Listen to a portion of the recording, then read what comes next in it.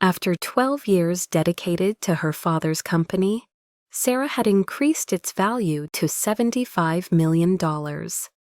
During a family dinner, her father, Arthur, looked at her and announced with a smile, "Your brother Daniel will take over now." She absorbed his words, a stark contrast to the celebratory mood, yet she managed a smile. The events of the following morning at the office would fundamentally alter the circumstances. Sarah recalled the way Arthur had smiled that evening, his hand resting with evident pride on Daniel's shoulder. As if the decision had been finalized long before, he voiced the words that signaled a significant change. "Your brother will take over now." A sense of unease settled within her, but years of maintaining her composure under pressure ensured her expression remained neutral. She smiled back, betraying no indication that his words had a profound impact or that they were effectively negating 12 years of her dedicated work in a single moment. The dining room was alive with the clinking of glasses and the low hum of conversations among extended family members and close business associates. This gathering was more than a simple family dinner. It was a celebration, an event ostensibly to honor their collective achievements, primarily her achievements. Arthur had established Sterling Solutions when Sarah was a child. It began as a modest logistics business that had narrowly survived its formative years. She had grown up observing his efforts to sustain it, which involved late nights at the office, foregone family vacations, and a continuous pursuit of contracts to ensure financial viability. At 24, fresh from business school, Arthur had permitted her to join the firm, an opportunity she had actively sought. Her contribution had been substantial. She had transformed Sterling Solutions from a struggling regional logistics entity into a national leader by expanding operations, securing multi-million-dollar contracts, and integrating advanced technology. The company, once small and near insolvency, was now recognized as an industry leader with a valuation of $75 million. Despite these accomplishments, in that particular moment, her contributions seemed inconsequential. Arthur had made his decision. Daniel, her brother, would assume control, not Sarah. A subtle wave of approval circulated around the table, accompanied by murmurs of congratulations directed towards Daniel. Sarah observed him as he lowered his gaze, feigning modesty, though she perceived his true disposition. Daniel had never demonstrated genuine commitment to the business. He had spent the preceding decade shifting between various unsuccessful ventures, failing to establish a consistent professional path. He lacked interest in logistics and operations. His primary interest lay in acquiring power. Sarah had dedicated 12 years to proving her capabilities, building Sterling Solutions from its very foundations, making every critical decision, participating in every late-night strategy session, and personally handling every significant contract negotiation. Daniel had undertaken none of these responsibilities, yet this was the current reality. She suppressed her internal reactions, having learned early in her life that within her family, expressions of vulnerability were equated with weakness. She reached for her wine glass, her hand steady as she lifted it. "To Daniel," she stated, her voice even and controlled. The guests raised their glasses in response, unaware of the complex situation unfolding beneath the surface.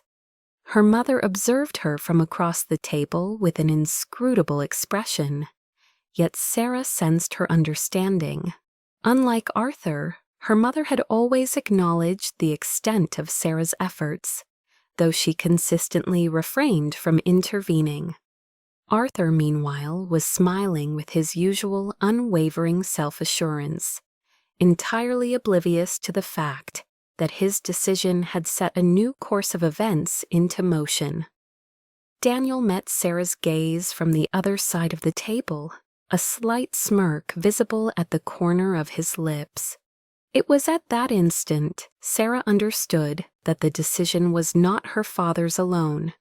Daniel had evidently been anticipating this outcome. He had maneuvered himself strategically, adopting the persona of the dutiful son who had finally discovered his professional calling. Arthur, adhering to traditional views, perceived no issues with this logic. A son was the natural heir to the family enterprise. A daughter's contributions, regardless of their magnitude, were often regarded as temporary, a mere footnote in the company's history, irrespective of her attempts to prove otherwise. However, neither Arthur nor Daniel had taken into account that Sarah had spent the past 12 years not only developing the company, but also systematically strengthening her own position within its structure.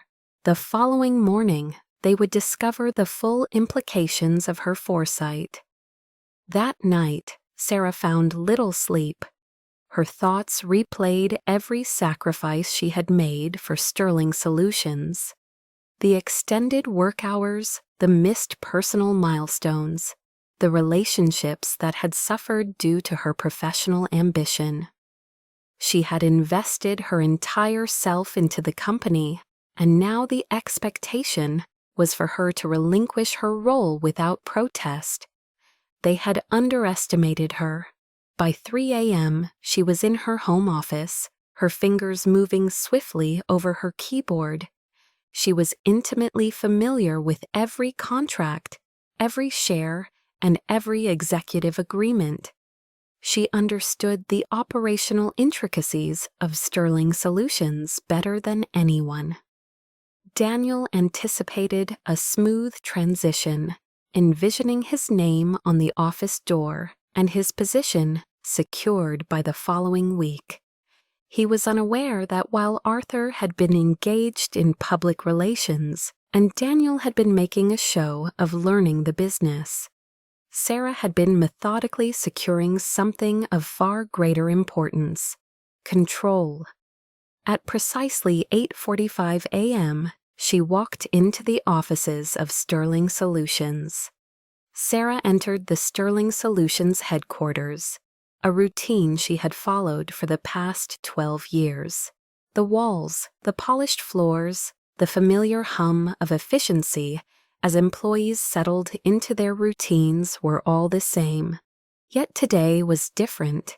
She was not merely walking into her office, she was walking onto a battlefield.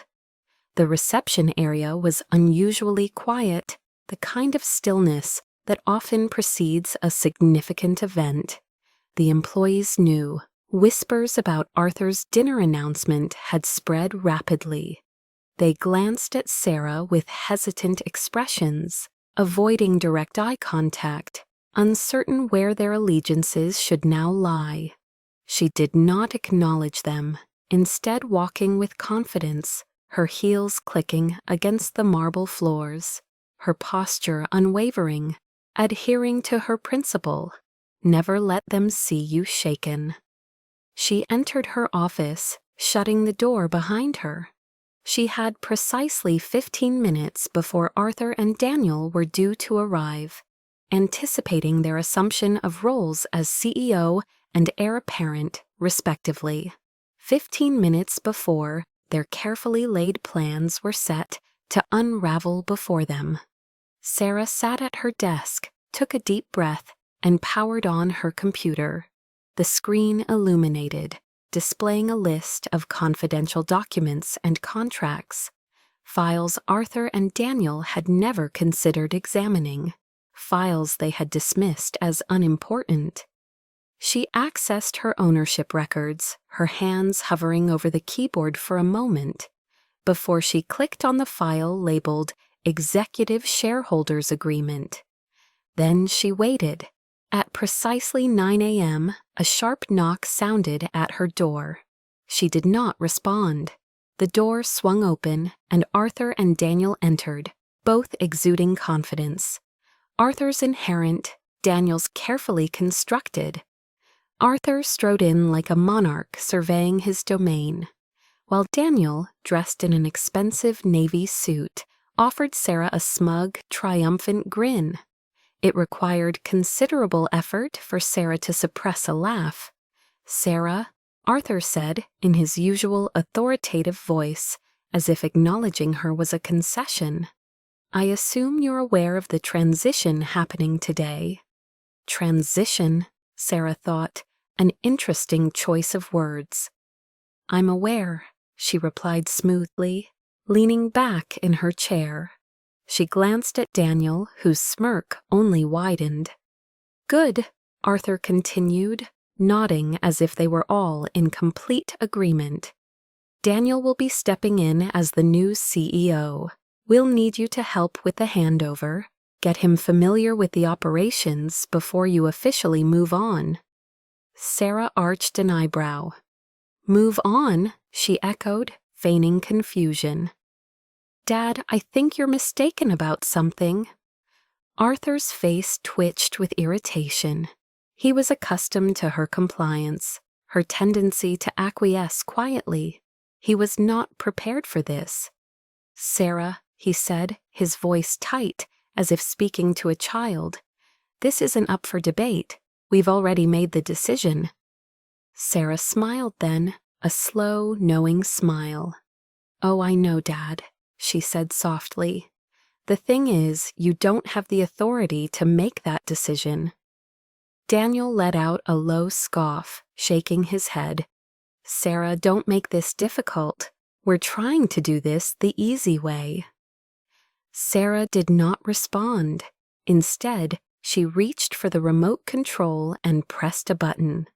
The large screen on her office wall lit up, displaying a document. The same Executive Shareholders Agreement she had been reviewing earlier, signed August 17th, 2015. The signatories listed were Sarah Sterling, Arthur Sterling, and Daniel Sterling. Arthur's face paled slightly. Sarah turned to Daniel. "Do you even know what this document is?" Daniel crossed his arms, shifting in discomfort.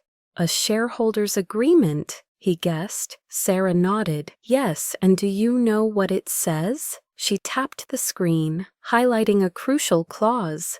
This document was drafted when Sterling Solutions was restructuring. It clearly states that any transfer of executive power, such as appointing a new CEO, requires the approval of all majority shareholders. She met her father's eyes. "And I, Dad," she stated clearly, "hold 60% of the company's shares." The silence that followed was suffocating. Arthur's expression hardened. "That's impossible," Daniel muttered, stepping forward to examine the document. "Actually, it's very possible," Sarah said smoothly. "You see, over the years, while you were busy failing at every startup you attempted, and Dad was busy playing the role of business patriarch, I was doing something else." She leaned forward. "I was securing my place." She turned back to her father. "Remember when you needed capital for expansion in 2017? You signed over an additional 15% of your shares to me in exchange for my investment. And in 2019, when we faced that legal battle, another 10% was transferred under my name as collateral. Shares you never bothered to reclaim. That, plus my original 35%, makes me the majority shareholder." Arthur's jaw clenched, but Daniel was panicking. "You have to be bluffing," he spat. Sarah pulled out a second document. "This is the most recent legal filing with the state. Want to verify?" Daniel snatched the paper and scanned it. his face draining of color with each passing second. You can't do this," he stammered. "Dad, tell her she can't do this." Arthur remained silent. He knew Sarah had legally outmaneuvered him, and there was nothing he could do. Sarah exhaled slowly, standing up. "I'm not firing you, Daniel," she said. "I wouldn't want to force you into the actual job market. But you will report to me, and you will work under my leadership. Otherwise," she gestured toward the door, "you're free to leave." Daniel turned to his father, his eyes pleading for intervention. Daniel looked pleadingly at Arthur, but for the first time in his life, Arthur had no answer, no way to rectify the situation. Because Sterling Solutions was no longer his company, it was Sarah's. The silence in Sarah's office was heavy. Daniel still clutched the legal document, his fingers white from gripping it too tightly. Arthur stood rigidly beside him, his expression unreadable, but Sarah understood his mind. He was calculating, attempting to find an escape from this predicament. There was none. She had spent years preparing for such a moment, not because she had anticipated betrayal, but because experience had taught her never to assume loyalty where power was concerned. For the first time, Arthur looked at Sarah as if he did not recognize her. Perhaps he never truly had.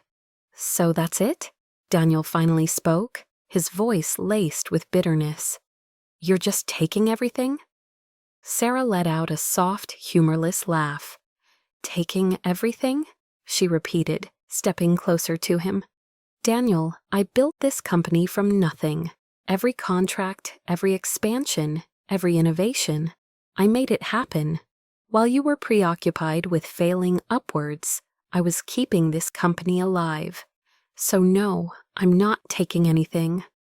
She leaned in slightly. "I'm just keeping what's already mine." Daniel's face twisted in anger, but he had no rebuttal. He knew she was right, and more significantly, so did Arthur.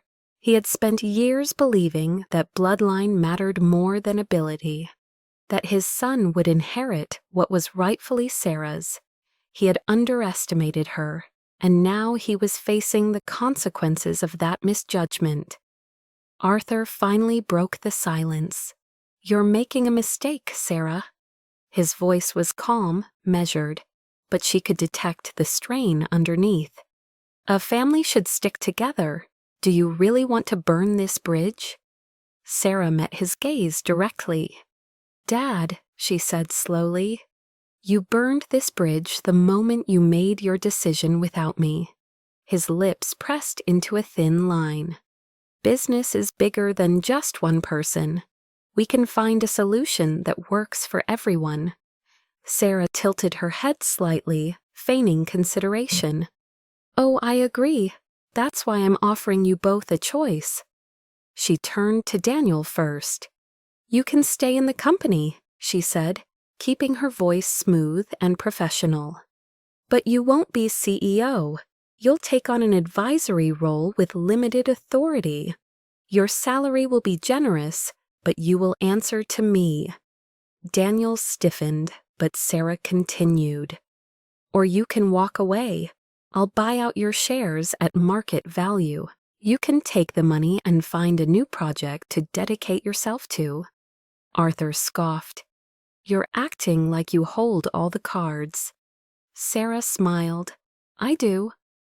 A thick silence followed her words. She let them absorb the reality of their powerlessness. Finally, Arthur exhaled, shaking his head as if in disbelief. "I never thought you'd do this," he muttered. "Not to your own family." His words regarding family struck a note. He was the one who had initiated this, choosing to push her aside, to treat her contributions as temporary.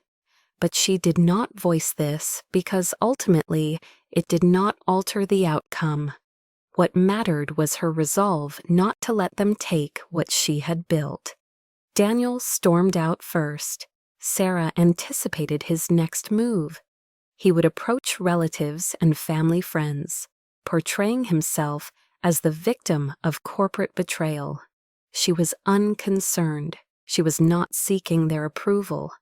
Her objective was to secure her future. Arthur lingered for a moment longer, as if waiting for her to reconsider. When she did not, he gave a slow nod. "You've changed," he said quietly. Sarah met his gaze. "No, Dad, I just finally stopped pretending." Then he left. Sarah exhaled, sitting back down in her chair. A sense of victory might have been expected, having fought for her place and won. But as she stared at the empty doorway, another sentiment surfaced. A quiet, lingering ache. A part of her had always sought her father's approval.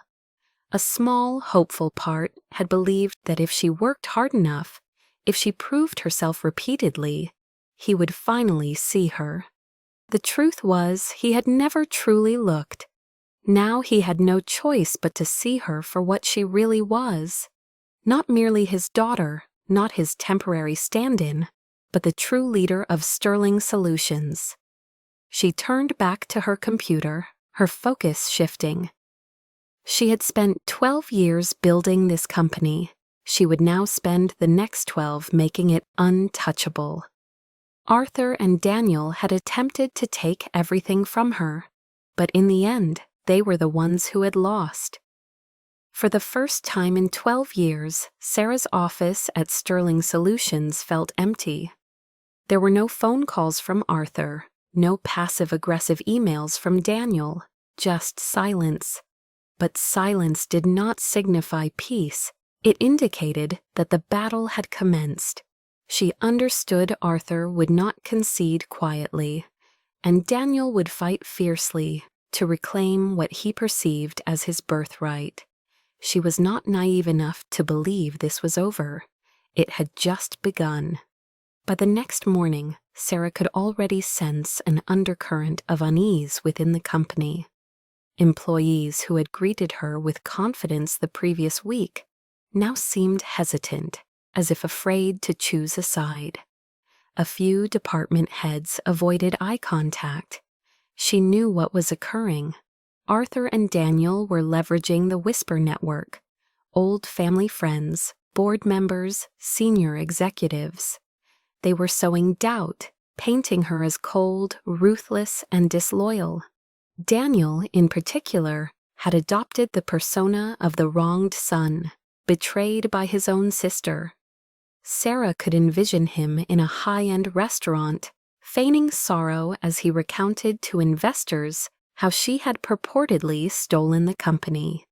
Arthur, she surmised, would not need to say much at all, just a heavy sigh, a shaking head, and the carefully placed words, "I only ever wanted the best for my children." It was a calculated and dangerous strategy, because if they succeeded in turning the board members and top executives against her, they could attempt to remove her from her own company, or at least render her leadership untenable. She was not prepared to allow that. That afternoon, Sarah called an emergency executive meeting. As she stepped into the boardroom, she sensed the tension in the air. Half of the room avoided her gaze, while the other half watched her too closely, waiting for a misstep. She took her seat at the head of the table, her rightful seat. "Let's not waste time," she said, her voice even. "I know there have been conversations behind closed doors over drinks in hushed voices."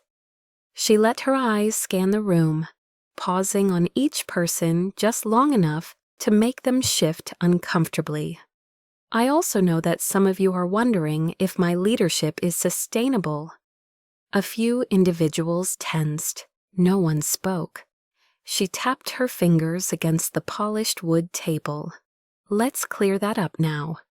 She pulled up a presentation on the screen behind her, displaying numbers, data, and facts.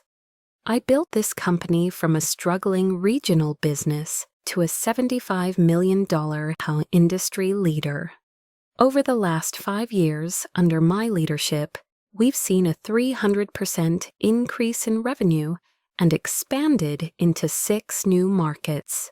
She turned to the CFO, Mark. Do we have a single financial indicator suggesting this company is in trouble under my leadership? Mark hesitated, then shook his head. In fact, projections show another 20% growth in the next quarter. Sarah nodded. So let's be honest about what's happening here. She leaned forward. My father and brother aren't upset because the company is struggling. They aren't upset because I'm failing as a leader. They're upset because they expected me to step aside and let Daniel take over, regardless of qualifications, regardless of results. The room was silent. Then she delivered a more direct statement. I also know that some of you have been contacted in the last 24 hours, offered incentives to push for my resignation. She tilted her head slightly. If anyone here would like to disclose those conversations now, this is your chance. A few individuals shifted uncomfortably. Then, after a long pause, one of the senior executives cleared his throat. I received a call, he admitted, from your father. He said he was considering making an official appeal to the board. Sarah nodded, unsurprised. And did he offer anything in return for your support? There was a pause, then a slow nod from the executive. There it is. Sarah exhaled, standing up. My father built this company, she said. I won't discredit that. But I took it further than he ever could have, and I will not allow him to manipulate it from the outside. Her voice dropped slightly, controlled and conveying resolve. If he wants a fight, he'll get one. She gathered her papers, looking each executive in the eye. If anyone here believes my father and brother deserve control, now is the time to make your move. Silence. No one moved. Good. She turned and walked out, her head held high. This was not merely about keeping her company, it was about ensuring they would never again assume they could take it from her. That night, she made her own call, not to a board member or an investor, but to the media. By morning, the business section of every major news outlet featured a similar headline. Power shift at Sterling Solutions. Sarah Sterling outmaneuvers family in boardroom battle. She had made her move. Now it was their turn, and she was prepared. The morning after her story hit the press, her inbox was flooded with emails, missed calls, and messages from journalists, investors, and board members. Some were supportive, some were cautious, but most shared one common question. Is it true? She let them wait. She understood the game Arthur was playing, one he had spent decades perfecting. Arthur understood the art of public perception. He knew that reputation held significant weight in the business world. If he could not defeat Sarah in the boardroom, he would attempt to undermine her in the public eye. That was precisely his strategy. By noon, the first counterattack arrived, a press release, neatly crafted and carefully worded, yet filled with misrepresentations. Sterling Solutions has always been a family-run business. We are saddened by recent developments, but remain committed to upholding the values that built this company. Changes in leadership are inevitable, and we hope to transition smoothly as we move forward. It was subtle, but Sarah understood its underlying message, that she was reckless, unstable, and not a team player. She was not surprised, though she was angered. She sat in her office, watching the news as industry analysts debated her leadership. Was Sarah Sterling too aggressive in her takeover? Will her lack of cooperation hurt the company in the long run? Can she recover from this PR disaster? They discussed her as if she were not watching, as if she were not already planning her next move. If Arthur and Daniel desired a public war, she was prepared to engage. Sarah did not release a statement or call a press conference. Instead, she made one phone call to an old friend in investigative journalism. "I have something for you," she said, "but you'll need to move fast." An hour later, she sent over documents, emails, financial reports, and internal records. Evidence that Sterling Solutions, under Arthur's leadership, had engaged in questionable business practices over the years, issues she had spent the last decade quietly rectifying. The story broke within 24 hours. Behind the scenes at Sterling Solutions, a legacy of hidden debts and financial cover-ups. The article was unsparing. It praised Sarah's leadership for restoring the company's financial health, criticized Arthur's past mismanagement, and most importantly, demonstrated that she was the primary reason Sterling Solutions had survived. Just like that, the narrative shifted. The board stopped doubting her, investors ceased their hesitation, and Arthur had nowhere to hide. 2 days later, Arthur finally called her. Sarah let the phone ring 3 times before answering.